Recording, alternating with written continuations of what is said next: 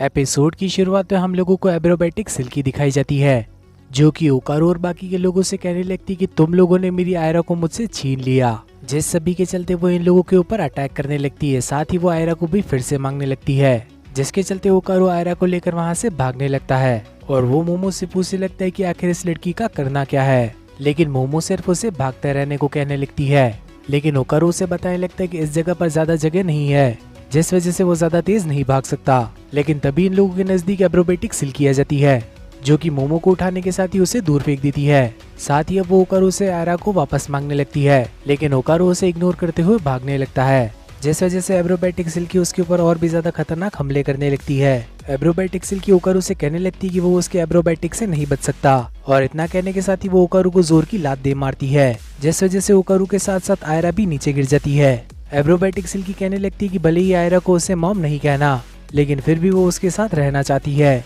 जिस सभी के चलते वो आयरा के पास जाने लगती है। लेकिन अचानक से अब एब्रोबेटिक सिल्की हिल भी नहीं पा रही थी, और तभी पीछे से मोमो हंसने लगती है, और हम लोग देख पाते हैं कि एब्रोबेटिक सिल्की के बाल पूरी जगह पर फंस चुके थे, और ये चीज ओकारू और मोमो का प्लान ही था।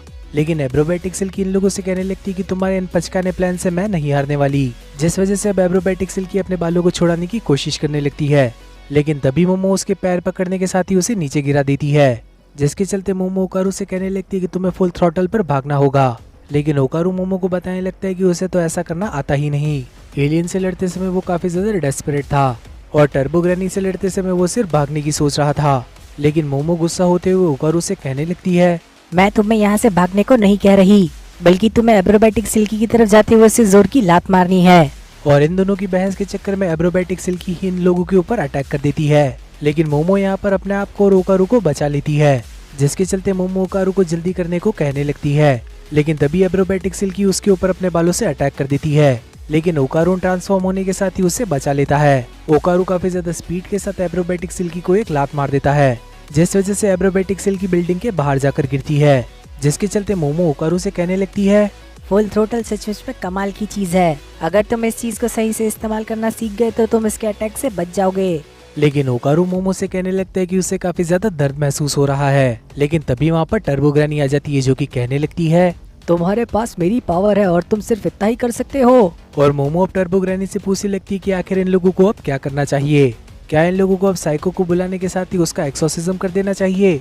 लेकिन टर्बो ग्रैनी कहने लगती है कि एब्रोबेटिक सिल्की ने भी मेरा वार खाया है, जिस वजह से कुछ देर तक वो अपनी स्पिरिचुअल पावर्स का इस्तेमाल नहीं कर पाएगी, जिसके चलते वो कहने लगती कि हम लोगों को ओकारू के बॉल्स ले लेने चाहिए। और अब टर्बो ग्रैनी को ओकारू की बॉल वापस मिल जाती है, और टर्बो ग्रैनी ओकारू को उसे वापस भी कर देती है। इस चीज के चलते ओकारू और मोमो काफी ज्यादा खुश हो रहे थे। लेकिन तभी टर्बो ग्रैनी इन लोगों को बताने लगती कि आयरा मर चुकी है, और वो ओकारू को आयरा की पल्सेस चेक करने को कहने लगती है। और टर्बो ग्रैनी कहने लगती कि एक ऑर्डिनरी ह्यूमन थी, जिसे कि एक योकाई ने खा लिया, तो इसका मरना तो तय ही था। मोमो इसलिए बच पाई क्योंकि उसके पास अपनी साइकिक पावर्स थी, और ओकारू इसलिए बचा क्योंकि उसके पास टर्बो ग्रैनी की पावर्स थी। और मोमो ओकारू को सीपीआर करने को कहने लगती है, लेकिन ओकारू कहने लगता है कि मुझे ये चीज करनी नहीं आती।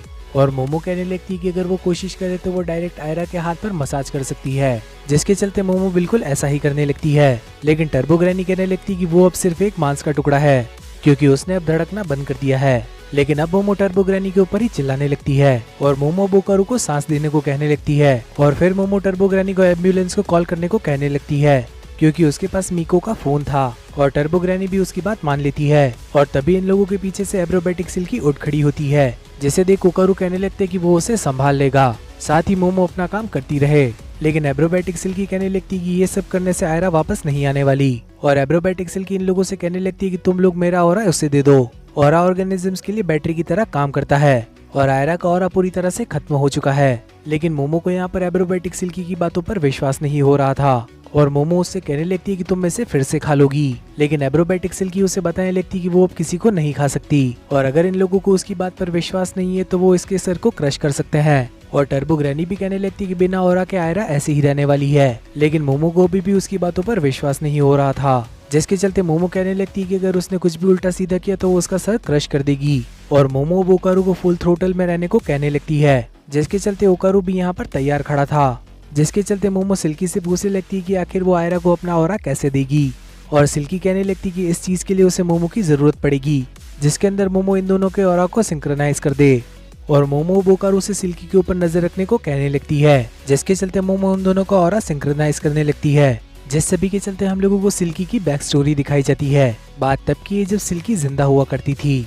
उसके ऊपर काफी सारा कर्जा था जिसे उतारने के लिए उसे दो जॉब करनी पड़ती थी। साथ ही वो कुछ वैसे वाले काम भी किया करती थी। सिल्की की एक बेटी भी थी जिसका उसे अकेले ध्यान रखना पड़ता था। और एक दिन उसने अपनी बेटी के लिए एक ड्रेस देखी और दिन रात काम करने के बाद उसने अपनी बेटी के लिए उस ड्रेस को खरीद भी लिया और उसकी बेटी भी उस ड्रेस को पाने के साथ ही काफी ज्यादा खुश थी। लेकिन इस सब के चक्कर में सिल्की उस उधार के पैसे को नहीं चुका पाई जो कि उसे चुकाना था, जिस वजह से पैसे मांगने वालों ने उसकी बेटी को ही किडनैप कर लिया। साथ ही जाते समय उन लोगों ने सिल्की के साथ भी मारपीट करी और काफी समय तक एब्रोबैटिक सिल्की ने अपनी बेटी को ढूंढने की काफी कोशिश करी, लेकिन फिर भी वो अपनी बेटी को कभी नहीं ढूंढ पाई, जिसके चलते सिल्की का मानसिक संतुलन हिल गया और उसे लगने लगा कि वो अपनी बेटी को कभी नहीं ढूंढ पाएगी, जिस वजह से उसने अकेले ही छत पर अपना आखिरी डांस किया और कुछ समय बाद वो पूरी तरह से पागल हो चुकी थी। साथ ही सिल्की को ये भी मालूम था कि उसने कुछ खो दिया है, लेकिन उसे ये नहीं मालूम था कि आखिर वो क्या चीज थी। और एक दिन उसकी मुलाकात आयरा से हो जाती है। आयरा उसे देखने के साथ ही गलती से मॉम कहने लगती है, लेकिन जैसे ही आयरा सिल्की का फेस देखती है तो उसे रियलाइज होता है कि ये उसकी मॉम नहीं है। और तभी आयरा के डैड वहाँ पर आने के साथ ही उसे इधर उधर जाने से मना करने लगते हैं। साथ ही हम लोगों को ये भी मालूम चलता है कि आयरा की मॉम बचपन में ही मर गई थी और आयरा के डैड उससे बताने लगते हैं कि उसकी मॉम शायद अब कभी नहीं आने वाली क्योंकि वो काफी ज्यादा दूर जा चुकी है। और दूसरी तरफ आयरा को देखने के साथ ही सिल्की सोच रही थी कि आखिर उसका बच्चा कहाँ पर गया, जिस सभी के चलते उसे लगने लगा कि आयरा ही उसकी बेटी थी, जिसके चलते एब्रोबैटिक सिल्की भी एक योकाई बन जाती है और उसका सिर्फ एक ही गोल था जो कि है आयरा को प्रोटेक्ट करना, जिस सभी के चलते प्रेजेंट टाइम के अंदर आयरा को होश आ जाता है। साथ ही वो और मोमो दोनों ही रो रहे थे, जिस वजह से ओकारो सिल्की के ऊपर अटैक करने को तैयार हो जाता है, लेकिन मोमो उसे ऐसा करने से रोक लेती है। आयरा को होश आने के साथ ही सिल्की उससे कहने लगती कि वो हमेशा से उसे बचाना चाहती थी, लेकिन वो उसे हमेशा से हर्ट ही करती आई। वो कभी भी अपने इमोशंस को कंट्रोल में नहीं रख पाई, जिस वजह से वो एक मॉन्स्टर में तब्दील हो गई। लेकिन अब इस चीज को वो धीरे धीरे खत्म करना चाहती है और मोमो टर्बो ग्रैनी से पूछने लगती है कि आखिर एब्रोबैटिक सिल्की के साथ क्या हो रहा है, क्योंकि सिल्की की बॉडी अब धीरे धीरे टूट रही थी। और टर्बो ग्रैनी उसे बताने लगती कि ऑरा एक बैटरी की तरह होता है और ऑरा के बिना कोई भी जिंदा नहीं रह सकता। और वो बताने लगती कि शायद सिल्की को शांति नहीं मिले, क्योंकि ऑरा के ना होने का मतलब यही होता है कि वो किसी भी वर्ल्ड में एग्जिस्ट नहीं करती। जो भी लिविंग या डेड हो वो सभी उसके बारे में भूल जाएंगे। और टर्बो ग्रैनी कहने लगती कि वैसे भी इसकी एग्जिस्टेंस का कोई भी मतलब नहीं था। और मोमो कहने लगती कि कोई तो तरीका होगा जिस वजह से हमें ये याद रह जाए, लेकिन टर्बो ग्रैनी कहने लगती कि ये सब कुछ सिल्की के ऊपर डिपेंड करता है। और सिल्की माफी मांगते हुए कहने लगती कि वो अपनी बच्ची को और भी ज्यादा अच्छे कपड़े देना चाहती थी, लेकिन वो बेचारी बेबस कुछ भी नहीं कर पाई। और तभी आयरा सिल्की को गले लगा लेती है, जिसके चलते एब्रोबैटिक सिल्की और आयरा दोनों ही रोने लगते हैं, जिसके चलते एब्रोबैटिक सिल्की हवा में डस्ट बनकर उड़ जाती है। और इसी चीज के चलते ये एपिसोड भी यहीं पर खत्म हो जाता है। तो आखिर आप लोगों को ये एपिसोड कैसा लगा ये कमेंट सेक्शन में बताना मत भूलना। साथ ही इस वीडियो को लाइक करने के साथ ही चैनल को भी सब्सक्राइब कर लेना और आखिर में नोटिफिकेशन बेल को ऑन करना मत भूलना, ताकि फ्यूचर में आने वाली वीडियोस की नोटिफिकेशन आप लोगों से मिस ना हो। तो अब मिलते हैं इसी टाइप की और किसी अमेजिंग वीडियो के अंदर, तब तक के लिए बाय एवरीवन।